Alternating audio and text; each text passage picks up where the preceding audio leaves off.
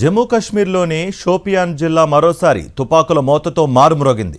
భద్రతా బలగాల సంయుక్త ఆపరేషన్లో 2 ఉగ్రవాదులు హతమయ్యారు.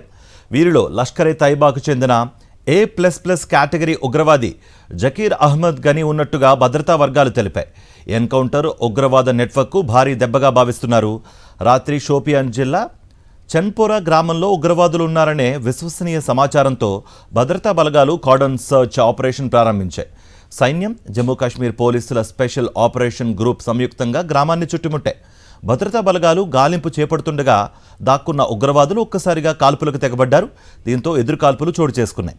కొంతసేపు కొనసాగిన కాల్పుల అనంతరం 2 ఉగ్రవాదులు హతమయ్యారు.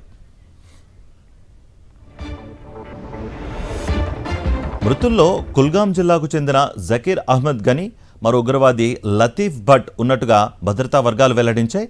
జకీర్ గనీ లష్కర్-ఏ-తైబాకు చెందిన A++ కేటగిరీ ఉగ్రవాదిగా గుర్తింపు పొందాడు. అతనిపై పలు ఉగ్రవాద కేసులు కూడా నమోదై ఉన్నాయి. 2025 అక్టోబర్లో NIA ప్రత్యేక కోర్టు అతనిపై ప్రకటన నోటీసు కూడా జారీ చేసింది. పహల్గాం ఉగ్రదాడి దర్యాప్తులోనూ జకీర్ ఘనీ పేరు వెలుగులోకి వచ్చినట్టు దర్యాప్తు సంస్థలు తెలిపాయి.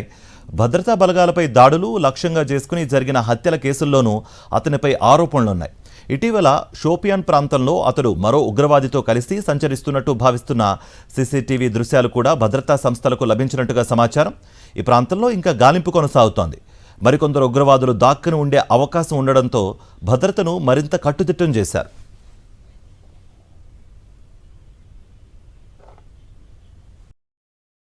మరిన్ని అప్డేట్స్ కోసం ఛానల్ను సబ్స్క్రైబ్ చేయండి. నోటిఫికేషన్స్ కోసం బెల్ ఐకాన్ పై క్లిక్ చేయండి.